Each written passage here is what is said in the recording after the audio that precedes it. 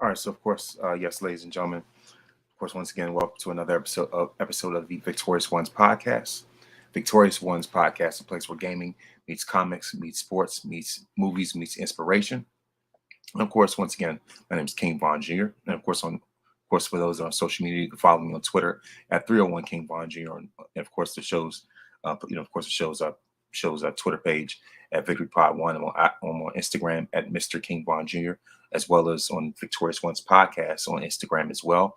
And of course, I have a special guest that I've already sent the word out to in regards to of course in regards to tonight's episode. And so so first and foremost, like I said, of course, thank you very much for tuning in.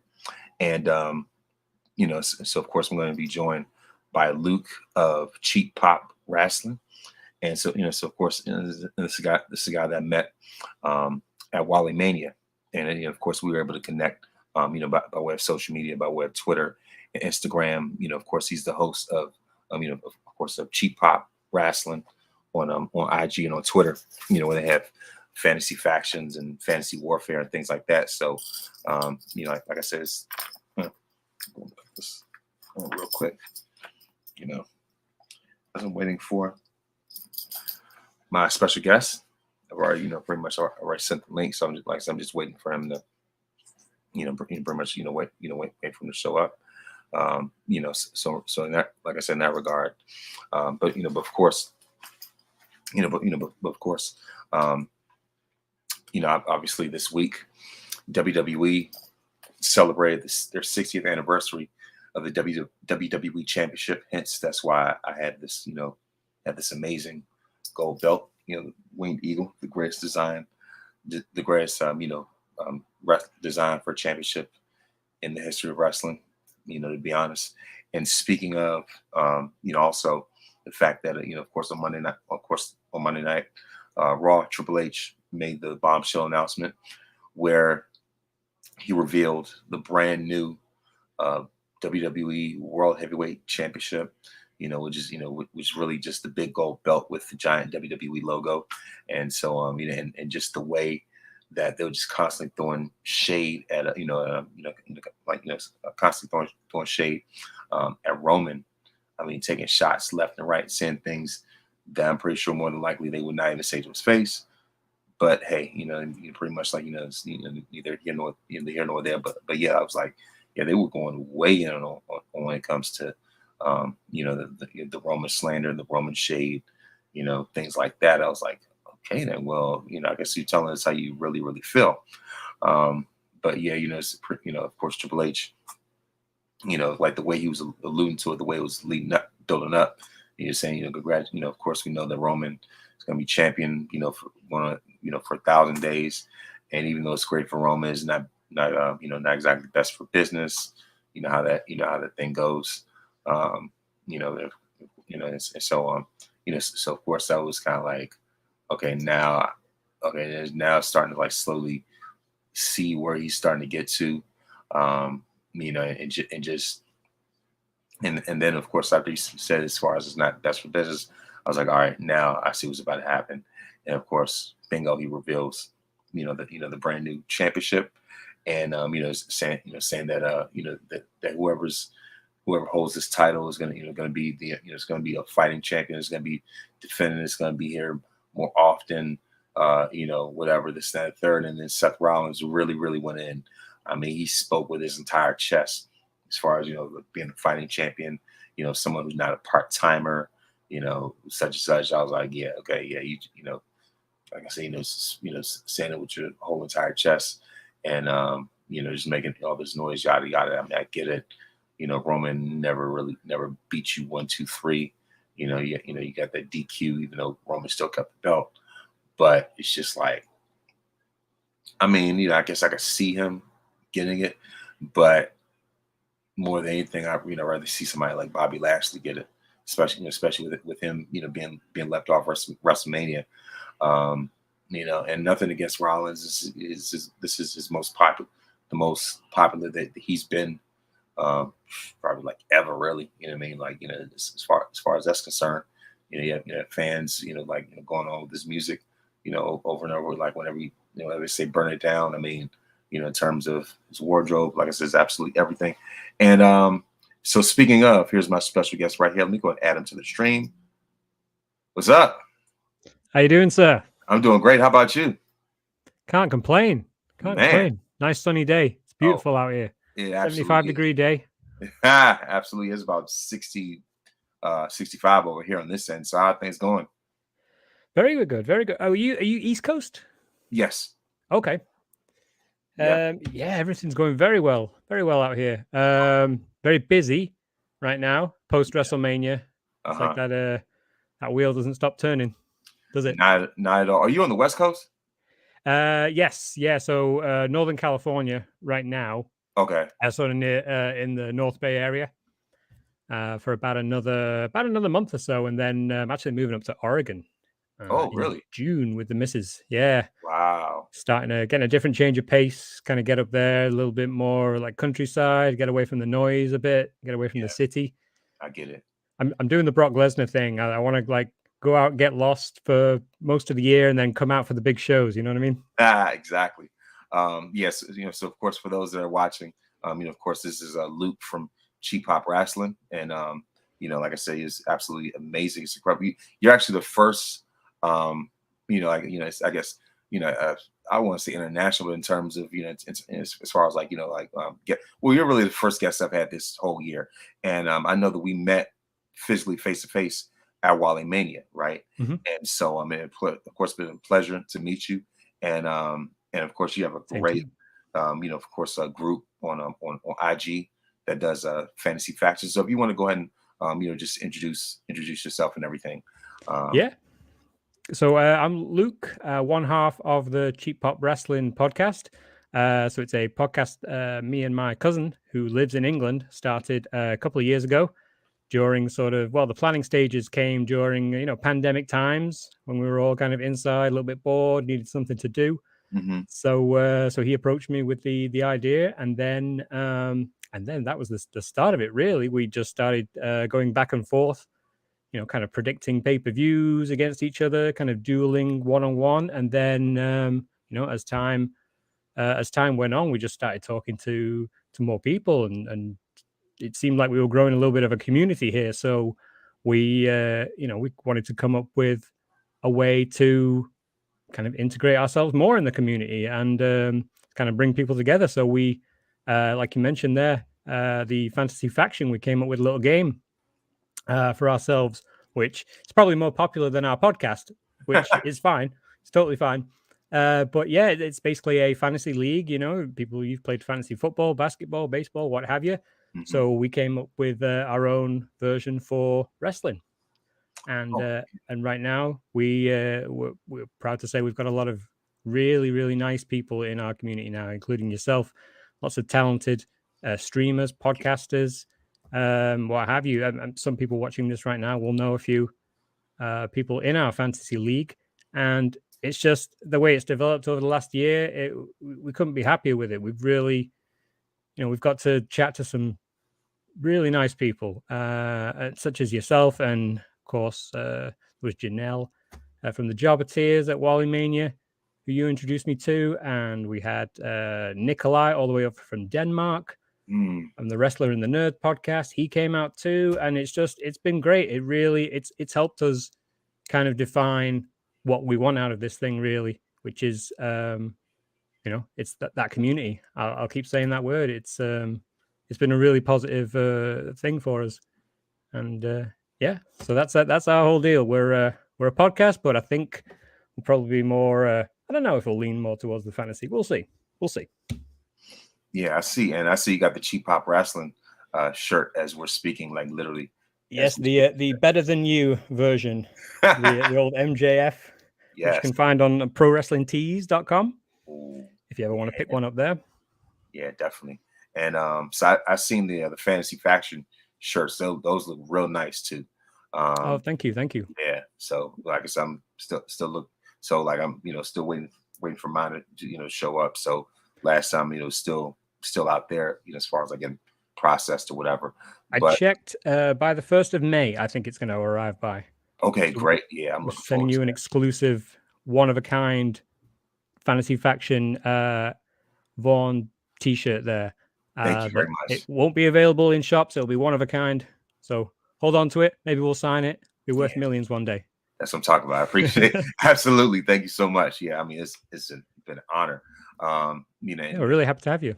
Definitely. Thank you very much. I appreciate, being part of that feedback, being a part of that dialogue. And since you mentioned Jobber Tears, like I said, of course, the fact that, we, ran to Janelle, I've ran her, more than once. So I'm looking at, in fact, I've talked to Wilkins already, her co-host on Jobber Tears, as far as have him on. And I'm going to reach out to her as well to see if I could get either them on together or like individually, however things work within their schedule. So yes, so like, as far as them, like I said, there's a huge pickups. And so, because see, the thing is, as far as Fantasy Faction, like what got me interested was the fact that, because I follow her and follow Jobber Tears as a group collectively, and I would see, I see the different posts of Cheap Pop Rasslin. So like Fantasy Faction round 1, 2, 3, 4, whatever. And I was trying to figure out, like, okay, like, when can I join? And I even reached out to you, DM'd you or whatever. And like one day I was like, okay, so like, when am I able to join this, faction, this round or whatever? And so, so of course you let me know when. I was like, all right, great. And so of course that's why that's why I officially drafted my group. And on the first bat, like, I did not expect to have the type of have the type of impact like that. Yeah, you actually killed it in the last round. So we run a league normally, and the rounds last about a month. They end at a big pay-per-view, but we also every once in a while, maybe 3-4 times a year, run a tournament. And we figured, because it was March Madness, all that stuff going on, we decided to also side by side with the league run a Mark Madness tournament. Basically, that was, everyone takes their scores from the week. Whoever has the most that week goes through the next round, elimination style. And you ended up winning it on the night of WrestleMania. Absolutely. And that's why we sent you a prize. That's why we sent you a special prize. So we're going to have another tournament soon. So you'll be defending that crown, sir. Well, thank you very much. Yeah. Yeah, but it's just super fun. You know what I mean? It's totally one of those things, totally free to play. We update the scores every week, so when we update it, we tag everyone in it. Make sure we try and direct some traffic towards everyone else as a thank you for joining the game and actually engaging with us. So yeah, if anyone is out there and does want to join, please log on to our Instagrams, and we've got some new players waiting to get in on the next round. And yeah, it's all upwards from here. We've got big future plans for it. We've got ideas in the pipeline to really get this thing developed. Who knows, maybe into an app or a website kind of thing. But hey, watch this space. Watch the space. You heard it here. You heard it here first. We're taking over. Absolutely. Complete takeover. Fantasy Faction takeover. Like I said, friend, as far as Jobber Tears, Jones World, Clips, his podcast, and Dirty Hills and stuff like that. So like I said, as far as I'm affiliated with each of them. And like I said, I was highly impressed. And the thing is, because it's just like, and plus it's all about strategy, like knowing who to pick as your captain and things like that. And so like, like I said, I guess Jobber Tears are pretty much like my arch rival / friend of the program in terms of fantasy factions, so that's why Janelle was, getting, feeling feel the type of way as far as like, not giving me extra points, but it's just like, hey, you know what I mean? But I still bet on everybody, even when Roman wasn't showing up every show, just the impact because of everybody else.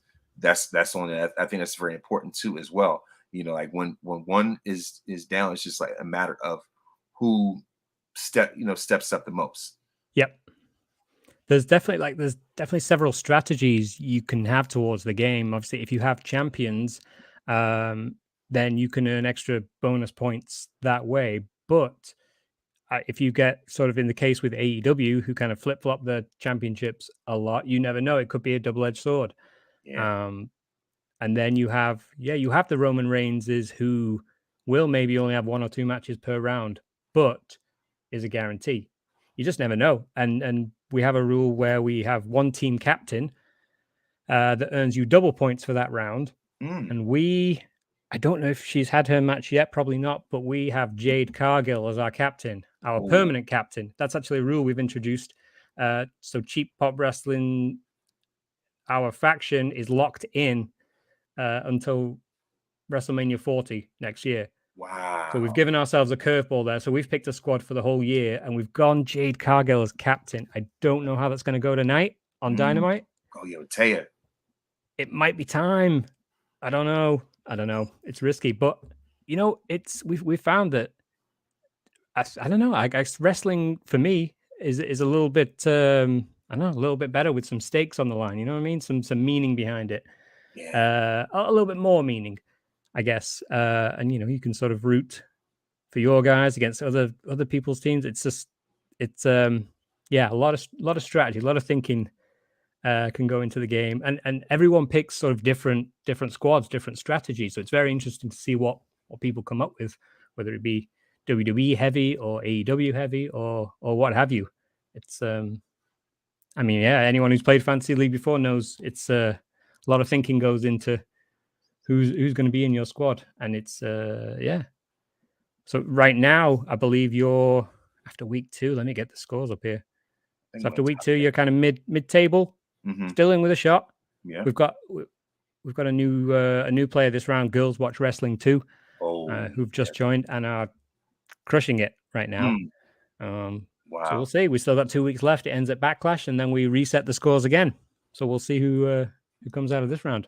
Yeah, and the fact that Rhea's in in my faction anyway, so that's like double points, especially when it came to Mania. So I was just just throwing, just pretty much throwing darts to the wall when it came to my picks. And the thing is, especially when it comes to, like, since you mentioned AEW, I was like kind of on the fence when it came to, I was like this close to picking Jade and like Ricky Starks, Mm. but the thing about it is that, as you said before, it's just like a double-edged sword, because because there's so many different titles. Yep. Also when it comes to the quality of Jade's matches, I know she gets a lot of flack when it comes to that. Hmm. As far as like during her reign, Ricky has yet to to win another win another title after he lost the TNT belt. So, Yep. and who knows, like, how, I mean, other than him beating Jericho, but it's just like when it comes to getting back into that title picture, it's still kind of like to be continued sort of thing. So, so it's just like I saw people that were picking them, but I was like, you know what? Let me go with some of the old reliable, what I mean, including some NXT stuff as well, like with Carmelo, who's a champ, Yes. himself. A new champ too. So presumably he's going to go on a good run. Yeah. And he retained last night, didn't he? Yes. On NXT. He Grayson Waller. Yeah. So that was a great pick.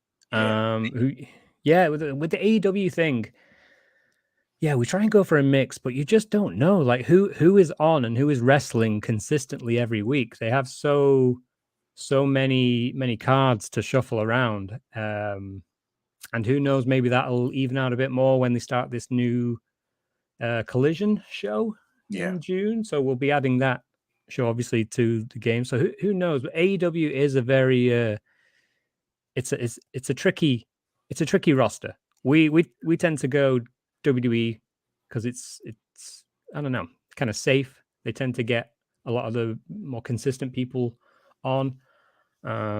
And if WWE recognize a good run, they'll tend to put them on TV a bit more. Whereas, yeah, like I said, AEW's a little bit all over the place at the minute.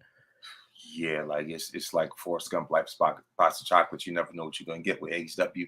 Like box Right. of chocolates, you never know what you're gonna get with that. And the thing is, I guess because oftentimes I had been accused of being too WWE-ish, if you will, almost like, pretty much, like a little too much of a.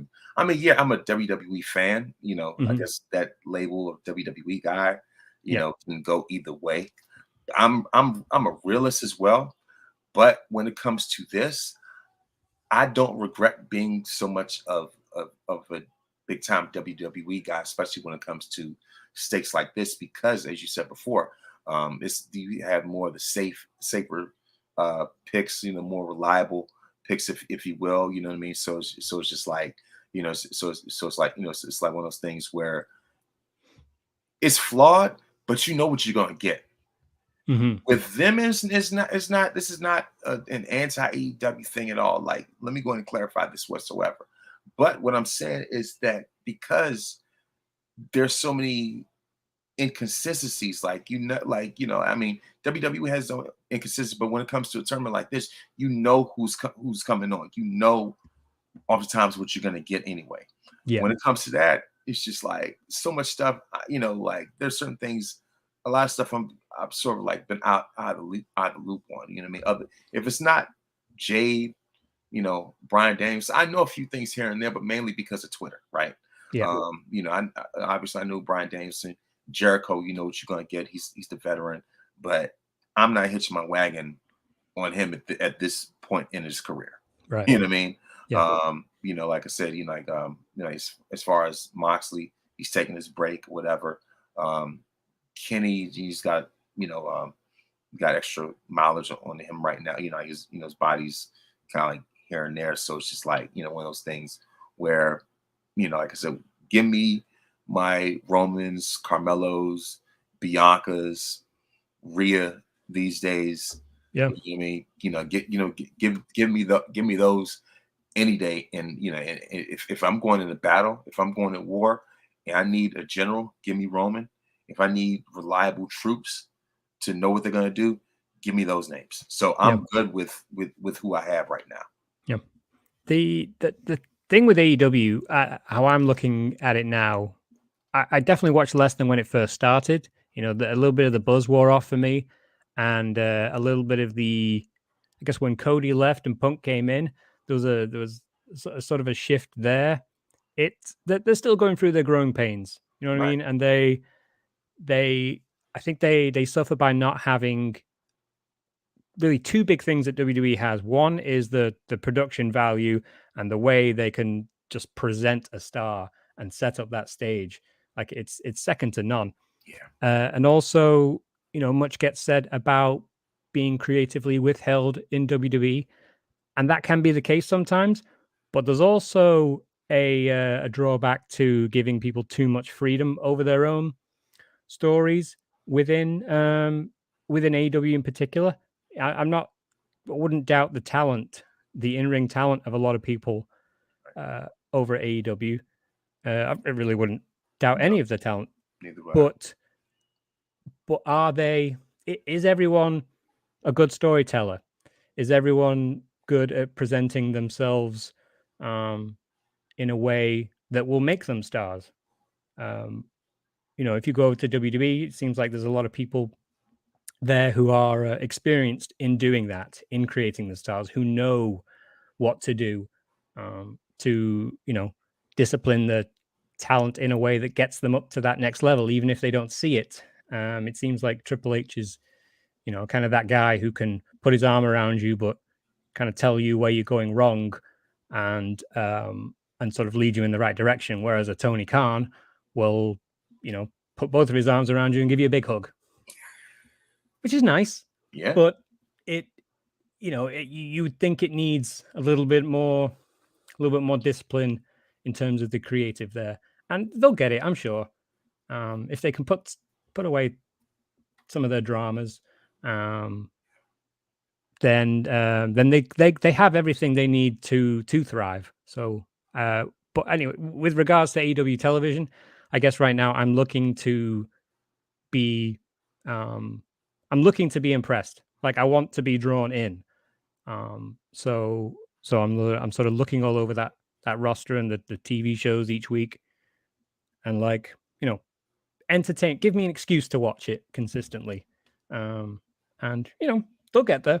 They'll get there. They'll never be the daddy that WWE is, but they can certainly be a big player and a good alternative. And when they get there, then yeah, maybe I'll pick some more AEW fantasy people for my squad. I Hmm. agree. In fact, in fact, I have those same sentiments about AEW as well. I'm not a consistent AEW watcher myself. If anything, I echo those same sentiments as well. It's like it's like it's pretty much like give me a reason to to consistently watch. You know what I mean? I Yeah. know I'm not the only one who feels that way. You know what I mean? So as far as that, I have conversations like this with people in my circle and stuff like that as well. So it's just like like I said, just give me something to work with. But like I said, since we mentioned that, also also one of the things I wanted to ask, like so when did you like get into sort of like become a fan of wrestling in and of itself? Someone that meant to go into sort of like your origins, if you will. So the first time I got turned on to wrestling was so it wasn't when I was a kid. So in England, when I was a kid, there wasn't much exposure to WWE. God, I still remember this. I'm going to age myself. I still remember when we had 4 channels, and wrestling WWE was on. I think it was Channel 4, Mm, sometimes on a Saturdays, but because of the extreme time difference, I just never really got a chance to watch it when I was a kid. It just didn't come into my line of vision. right. But then as I got older, so now we're talking, I think it's 1999. So I'd have been 13 at the time. Okay.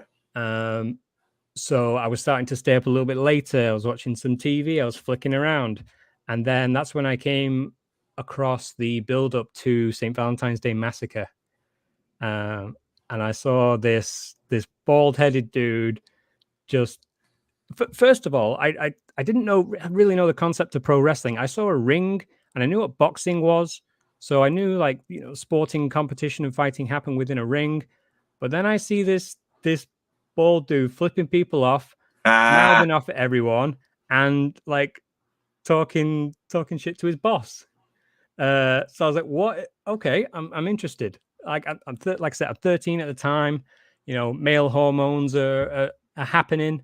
right. So a little bit of bloodthirsty violence kind of got my attention, and then I think like a couple of weeks later, it was like, okay, St. Valentine's Day Massacre is happening. So I stayed up, I snuck down, um, past my mom's room, um, down the creaky stairs to watch the wrestling at 1 a.m. on it was like a Sunday night, Monday morning. And then I saw Stone Cold Steve Austin do his thing. I saw a crazy cage match. I saw Big Show come up from under the ring, which like, what? Someone's coming up from under the ring, and then I was hooked. So yeah, it was like Steve Austin. Yeah, man, he was my first, my last, my everything, and I was hooked from then on. And then yeah, a month later was WrestleMania. So Austin and The Rock had to Mania 15, and just seeing that spectacle of a pay-per-view and all the different characters there, I was in. I was in from that point. Yeah. Yeah, absolutely. Because the thing is, like, my initial introduction was like with Bret Hart, Shawn Michaels, The Mm, Undertaker, like the old WWF, like Raw is War era, video games yep. and things like that. So like that was my initial introduction. So if anything, Brett was, was like the main reason why, why I got this belt, why I carried this belt. Mm, But the guy who really kept me hooked though, Austin 316.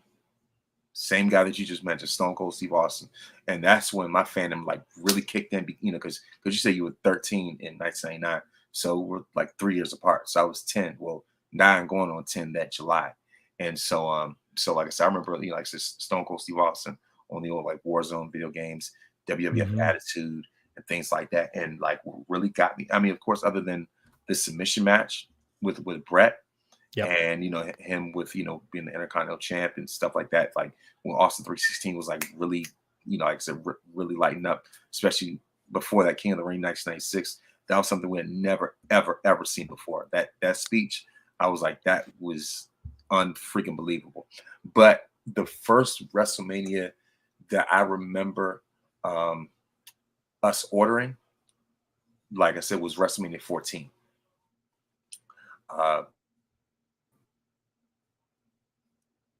That was Austin. Yeah, Austin Michaels, right?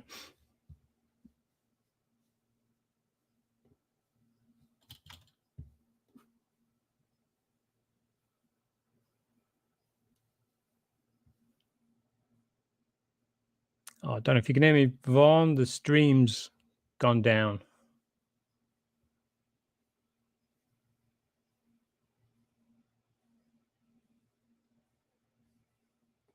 Oh, dang. Do I log off here? Shall I put something in the chat? Can you hear me, King? I can hear you. I can hear you. Oh, there you go. We're back. All right. All right, great. Sorry about that. Good stuff. My apologies. But yeah, like I said, I don't know what's going on with the stream. But like I said, can you hear me? Yes. Yeah. All right, great. Mania 14. Yeah, Mania 14. All right, cool. Sorry about the technical difficulties. But yeah, like I said, in regards to WrestleMania 14, like I said, all right, I think we're good now. But like I said, WrestleMania 14, like I said, Austin versus HBK. And so, of course, like I said, that was the one. Like I said, I remember my dad ordered it for us. It was, like when we had the pay-per-view, it was like $30, $40, I forgot what the price was. But like I said, I remember, sitting in the living room and watching it and watching it play out. And those are two of my all-time favorites. So Shawn Michaels and Stone Cold Steve Austin. So it's just like on one end, I was glad that Austin won. On the other end, I didn't know that Shawn Michaels was going to be out for as long as he was. And so, like after WrestleMania 14, I was waiting for Shawn to come back. I was like, all right, whatever, he lost, he still come back. Then Austin goes through his run. These two love Kane, Undertaker, yada yada yada. Still no HBK. He ends up becoming a commissioner, whatever.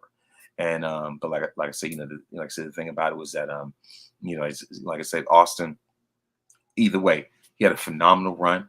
Like I said, that trilogy of WrestleManias with The Rock.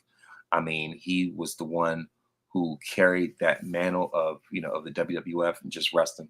Period. Like you had to be there to witness how much of a phenomenon that Stone Cold Steve Austin was at the top of his game. That's why I'm glad that the A&E had had that special about Austin, and because that explained everything perfectly, that explained it better than I could, and so and just to witness him as great as he was. I remember St. Valentine's Day Massacre. Like I said, I was in like fourth grade at the time, I believe. And so it's like fourth grade. And so of course, like the next day we were talking about it. I had friends who I grew up with. We would talk about wrestling, play video games and stuff like that. So Austin was the guy that really moved the needle. For me. So yeah. So like I said, we both of us have that in common. You know what I mean? So yeah, he really caught a wave of I guess the attitude that WWE was going for at the time. Trying to get away from the clean cut wrestler. I guess the more Bret Hart character, they were trying to transition into that more just what was going on culturally at the time. I think people were getting a little more comfortable with with having a bit of attitude in their day, and he just accelerated that so much. Like if Attitude Era was based on one person, it would be that. It's it's the guy that what a lot of people want to do. Secretly, give a stunner to their boss, or maybe I don't know. Right. Yeah. And it just he, and credit to Vince's character work. He was able to kind of see how big Austin could be and how big he was, and then play that exact opposite role and play the hero role to that and complement him. And then obviously you have the vocals of Jim Ross helping that along too. We can't mention the rise of Stone Cold without that soundtrack of Jim Ross, and just with Austin's music, with how that impacts a crowd, everything just kind of seemed to fall into place, and everyone was, I think everyone was happy to be on that cart, be on that, and be at those arenas that Austin was mainly selling out. I mean, no disrespect to obviously the Rocks and the Triple H's and the Undertakers, right. But the cultural shift, it was Steve Austin for God, at least what was it? Only a 5-6 year run, right? It really wasn't Uh, that long. about more like, yeah, and from '96 to about 2001, and from Austin 316, King of the Ring '96, to about 2001, so up until like WrestleMania 17. So, but the thing is, he was at his peak from like '98 to 2001. Yeah, So unbelievable run. yeah, so for him to do that and to sell more, to make a bigger cultural and business impact than even Hogan in the '80s, speaks like I said, for him to do that, for Austin to do that in such a condensed amount of time, Hmm. Rock as well, that Yep. speaks volumes to both of them. So they're like de facto goats, if you will, when in that aspect. Yeah. I mean, I guess like if you afford me a music analogy, I mean, I guess Hogan, yeah, being around a lot longer was kind of I don't know, maybe the Rolling Stones kind of run a little longer, had a bit more, longevity. Mhm. And then, people forget the Beatles were only together for like 6 years. So maybe that's, maybe Austin's the Beatles of the times, if you catch my drift. Oh, I get it. I totally get the analogy. I completely get it. The Beatles had a shorter amount of time, but they made the biggest impact when it comes to Yeah. catalog and just influence, if you will. Yeah. And so, like, since we're talking about WrestleMania, what were your thoughts about this year's WrestleMania, since we met at Wally Mania anyway? Yeah. Yeah. We kicked off the whole weekend, didn't we? That was a great start to the weekend. I had no idea what to expect. Didn't imagine to see the Usos there and just everyone really, and that really got me in the gear for Mania weekend. The show of shows itself, just a phenomenal time, like it always is. This was my fourth time attending a WrestleMania. So I went to the 31 in Santa Clara, 32 in Dallas, and then 33 in Orlando. But this one, man, that the SoFi Stadium, the staging, the lighting, having my cousin and co-host there for his first one. Um, I was very, very impressed with how WrestleMania turned out. We got ourselves very excited in the predictions in the build up to it, and I think we may have been fantasy booking a little too much. So, almost none of the things we predicted came true, like a Rock return or a Austin return. But to be there, there was so much match quality, and uh, in particular, I'm thinking of the Gunter match. Yeah, Um, and then there was ups and downs. And I'll go back again to like the wrestling community. Like you could sit down, look next to you, and then see a perfect stranger, and then you sort of smile at each other. It's like, hey, we made it. We're here. We're at WrestleMania. Can you believe it? And it's like there's nothing like it. Like it, I'll put, despite what Twitter may make out of fans, I'll put wrestling fans up against any fans in the world in terms of just, for the most part, really good sound people who you can just get along with and talk about this one thing for a weekend out of the year, and everything else doesn't matter because we're here, we're at WrestleMania, and we're just making the best of it. And it was just a brilliant time. I, I can't yeah, I can't fault the event at all. I mean, we could talk all day about the results. Some could have gone here, some could have gone there. But in terms of entertainment value, even with Shane McMahon tearing his quads, it's all fun. It's all part of the show. It's all something to take away. Um, and I have to give a shout out, by the way, to Snoop Dogg, because people aren't mentioning this. The man called one of the best audibles of all time. yes, he did. Like, a wrestler should be able to call an audible like that when someone goes down injured like that. But he's not a wrestler. He's not an active talent. He's not there all the time, but absolutely just you know stalled a bit, redirected the crowd, and then they picked it up again, and then gave me a bucket list moment I didn't know I needed. Seeing Snoop Dogg perform a people's elbow at WrestleMania, Oh my like gosh. who can who who can say that? I mean, I guess 100,000 people can. Yeah. Um, but just no complaints about that event at all. Just an unbelievable time. Really, really brought back that feeling of being in a big stadium at the event again, and uh, yeah, I've no doubts that we're going to get ourselves out to Philadelphia next year because I need that again. I need more of that. But yeah, I mean, what about yourself? Oh Did yeah. you go to both nights? No, I only went to I only went to the second night. You know, of course, as Hmm. far as on Sunday. But like I said, as far as the atmosphere, Snoop called it on the fly better than a lot of people even actively wrestling. You know, certain people actively wrestling. I'm going to say it. With the way he called that spot was absolutely brilliant. At Wally Mania, I did take a picture with that belt. You know, as you can see on Hmm. Twitter. But like I said, in terms of this was my second WrestleMania that I've been to. The first one was actually in 32 in Dallas. So Oh, okay. I was at that one as well. That was the one that Roman was still the big dog. You know, he was nowhere near who he is now. So you mean, Yeah. it's jokingly say that's when Roman couldn't talk.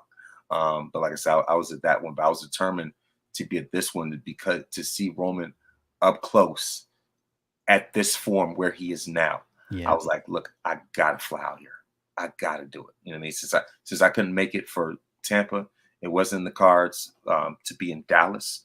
But this one is feel like a trilogy. I gotta be in the building for that. Yeah. Um, but the Gunther match, that triple threat was absolutely brilliant.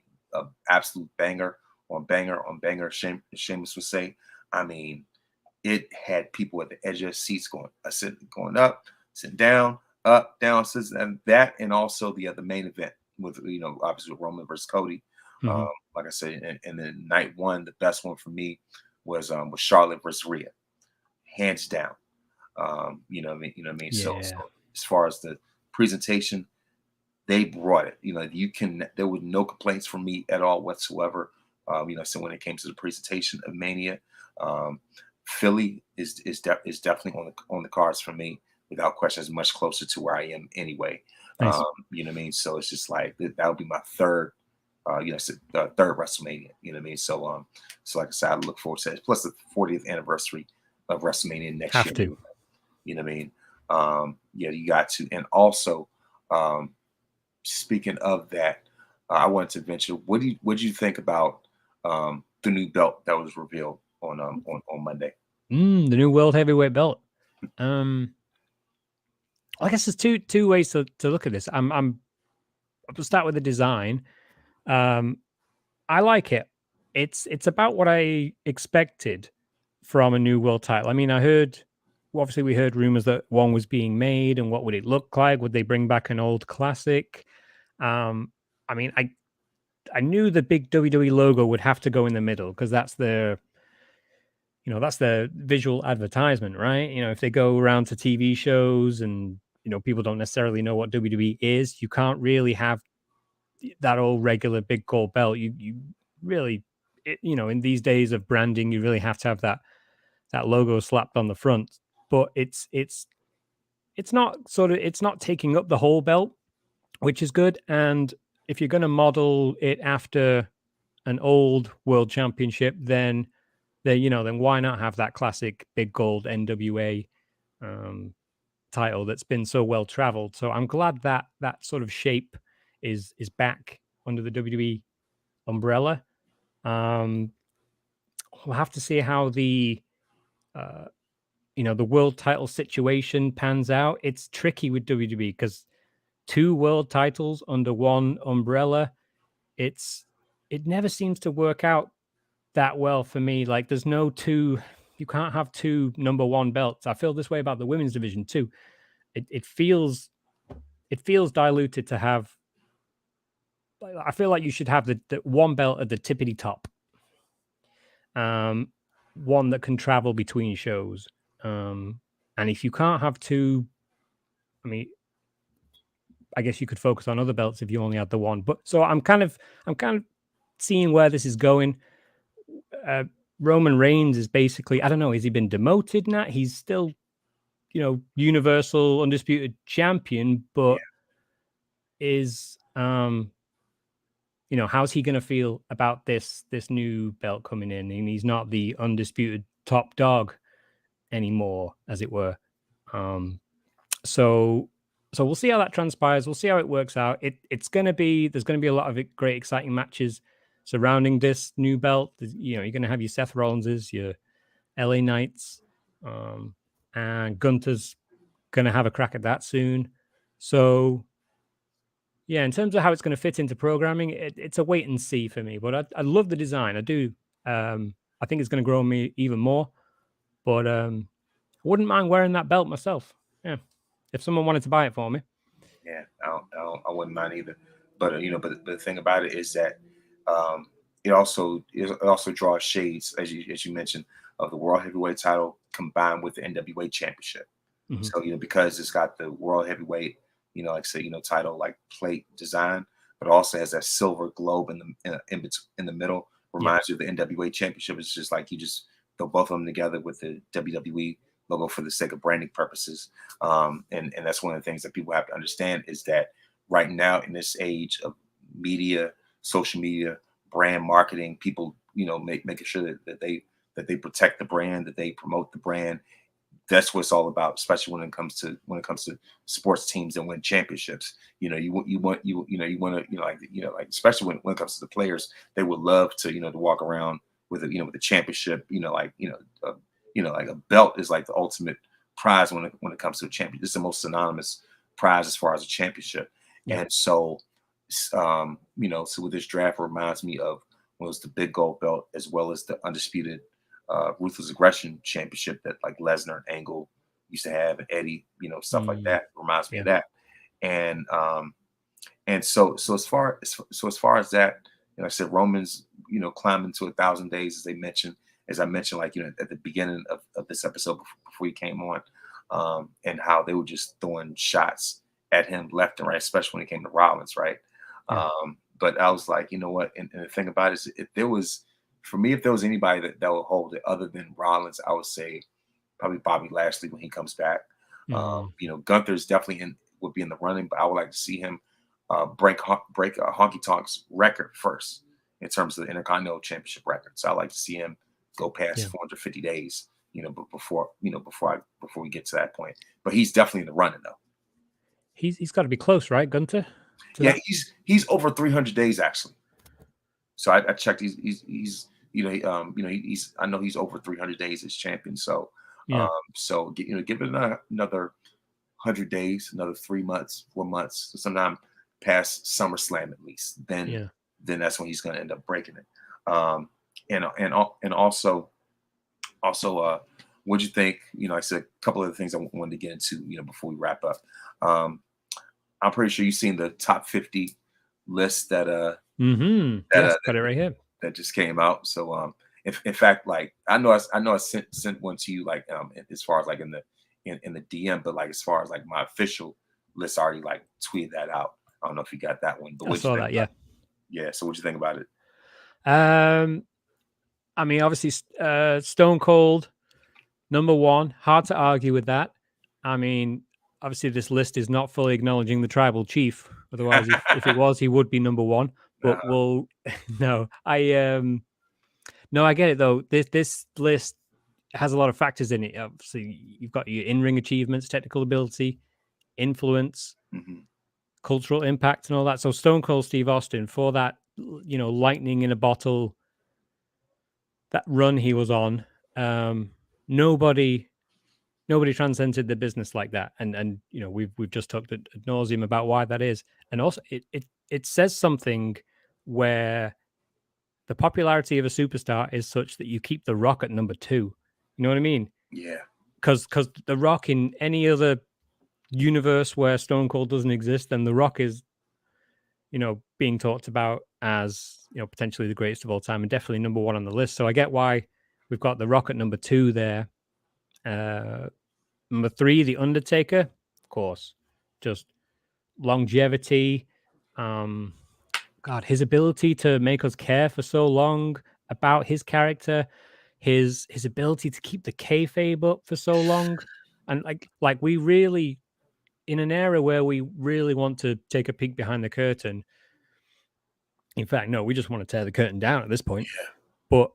But I feel like wrestling fans really sort of respected Undertaker's ability to keep that under wraps, and we almost don't want to know, or almost used to not want to know what Mark Calloway was doing in his real life, because I don't know. I guess I was still wanted to hold on to that that mystique, that we had when we first started, when we believed. We suspended our disbelief a bit more. So with the Undertaker, I mean, if you flipped those top three in any order, Mhm. you really can't argue. If Undertaker was number one, I wouldn't argue with that either. Right. What else you got? So you got Ric Flair at 4, Shawn Michaels 5, John Cena at 6. Yeah, John Cena again, longevity, his ability to. Yeah, I mean, that was a hard ball to pick up when the Austins and the Rocks left. And then obviously the Brock Lesnar project ended prematurely. He kind of got burnt out with the travel and wanted out. So it was so for John Cena to pick up that ball and carry the company on his shoulders for such a long time is makes sense. He's in the top 10 there. Who else you got? You got 7, Bret Hart at 7, Hulk Hogan 8, Triple H 9. Triple H, I mean, I don't know if you count this too, going from wrestler to all the way up to where he is now. I don't know if Triple H or Paul Levesque, if we're mixing the same thing here, but with him taking over NXT and kind of moving the needle that way, and the competition. If you talk competition, like, people preferred NXT over Raw and SmackDown for so long. So it really goes to show, Triple H's mind for the business. Is just his mind for the business, his knowledge, his passion for it. So can definitely see why he's in top 10 there. And yeah, Sting rounding off the top 10. Sting was a bit before my time. I mean, I've obviously gone back and watched some stuff, and I wasn't big WCW back in the day. We didn't, on our 4 channels. I don't know if WCW was on, but obviously I recognize the cultural, but rather the longevity that man has had, and he's still doing it today. Yeah. Still doing it today. One person I would add to the 50 though. I think there's a case for Rob Van Dam. Yeah. Somewhere. I mean, had it not been for speeding on the highway and getting pulled over for a little bit of Mary Jane, then who knows what heights he could have reached. But I think with his technical ability and his innovative style, I think you see a lot of that happening today. I think the people with the likes of the Young Bucks and other high flyers. I think he was sort of an innovator of that in a lot of way. I think he was a big fish in a small pond in ECW. Perhaps he could have made the jump a couple of years earlier. But yeah, happy to see people like Chris Jericho on this list, who is a GOAT in so many ways. Yeah. But yeah, very solid list we've got here. Thank you very much. I appreciate it. It's like I've been working really hard on this list. And so the thing is, like, RVD's an honorable mention. He's like after the 50, that type of thing. You know what I mean? Like in terms of people that are among the honorable mention list. So he's in that conversation. It was kind of hard to like specifically like pinpoint where I put him before or after somebody, right? So it's all about like my criteria as far as imprint, influence, and things like that. Absolutely. And so like he's, had it not been for, certain things that happened as you mentioned, then I would have put him in. I've entertained him being on the list. So I may revisit it, I don't know. But the thing is, so it's just like, the thing about it is just all about looking at, like I said, look at body work, match quality, how well you work with your dance partner, how you bring the best out of others. And so and also like as a matter of like like how much of a big deal you were in said promotion, Mm. the quality of your title reigns. So that's why, let's say Edge, for example, right? That that 19 through 21, that was the toughest, gauge that I had this whole time. It was a three-way dance between him, Roman, and Brock, right? And Hmm. so I had to look at it. It's like Edge was highly influential in his own right with the TLC matches, one of the greatest tag teams of all time, Edge and Christian, stuff like that. And sorry about Mm. that, but yeah, like I said, he's 11-time world champion, right? But at the same time, I looked at a lot of lists didn't have him as high as I have, and so you got people putting in the 30s and like 40s or something like that. I'm like, Mm. nah, that's criminal. But at the same time, I'm like, when he was at that top, he wasn't the main focus. He was arguably seen as greatest heel, greatest adversary. But when it came to being the primary focus in terms of moving the needle, in terms of having like that lengthy, like culture changing title reign, Edge Yep. never really had that. His combined reigns are like maybe 200 days, probably, or something like that. You know what I mean? So it's Mm. just like you factor all that type of stuff in, and a lot of his greatest matches, to be honest, are simulations. People talk about Roman having the bloodline involved. There's a lot of stuff he had Lita involved in as well. So, so you have to like factor all that type of stuff in. So it's just like, and plus, with time working against him, with him being out for so long, Right. it gives room for others to to drive past him. Chris Jericho moves a little bit further than him on the list. Randy Orton went from, for me initially, when I started this initially, I kind of like playing around with, like experimenting back in like 2015. This is Hmm. before Roman's rise and stuff like that. At Edge higher, but because Randy Orton, grew and became who he became Yep. and has more title reigns, longer title reigns, I had to move him past Edge, right? And Yes. then Yeah. you look at the way Roman is now, and how significant he is when it comes to being a draw. You know what I mean? When it comes to just a legendary reign, when it comes to what he did with the Shield, I've defended Roman about this ever for a year now. In that regard. So I've defended my place for him on this list, like I said, for the longest time. So I I planted the seeds for this, like when for this version of the list, well, when the podcast first started last year. So I was Hmm. talking about this with some friends of mine during last year's WrestleMania and stuff like that. And so it was just brainstorming. And so like ever since I came back from LA, I was like, all right, then now it's time to really like, start like turn the wheels. And so for Roman to be at the place where he's at, I think given his body of work now and sort of his upside, I think that's a fair enough gauge for him. So, Yeah. and so that's why it's like, and one more thing. I hear people say wrestling is subjective. That's true, but there can be a level of objectivity to it as well. That's where criteria comes into place. Right. So, what I mean? So I appreciate that that you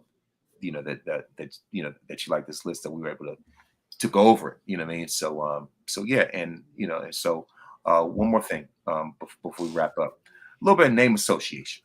Okay. All right, I'm gonna throw some names out there, and you could give me a sentence or a word or whatever that associates with them the most. All right. Uh, Gotcha. Stone Cold Steve Austin, Most popular. The Rock,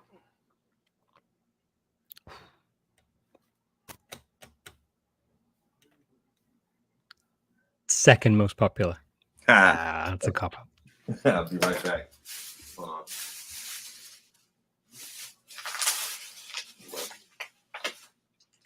My bad.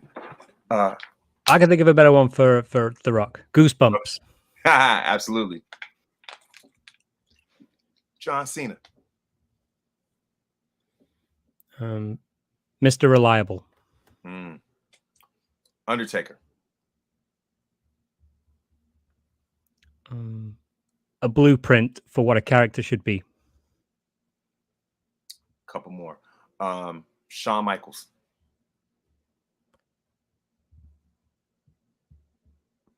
a blueprint for how you should be technically in the ring? Bret Hart.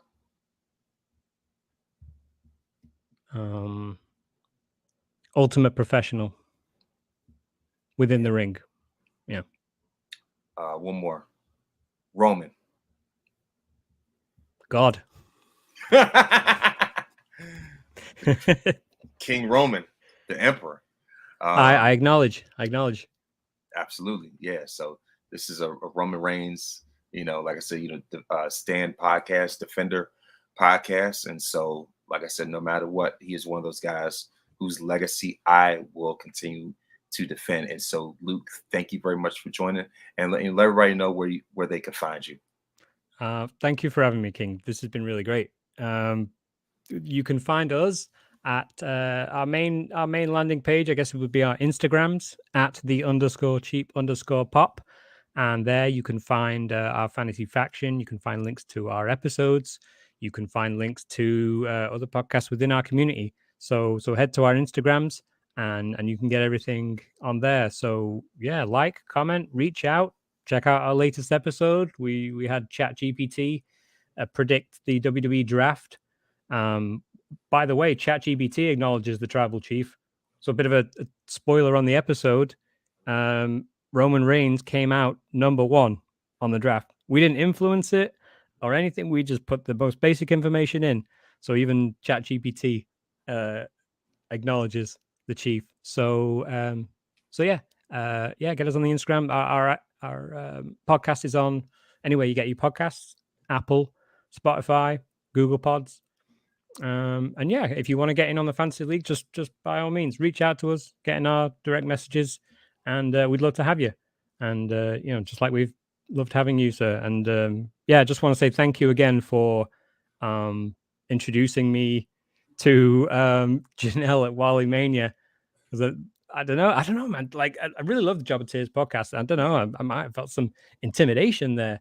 Kind of saying hello because I mean, you know how great they are. I think the peers in the wrestling podcast space, and I've just got to give like another shout out to other people in our fantasy league: A to the K Wrestling, Rasslin for Life, High Side of the Ropes, Dirty Heels.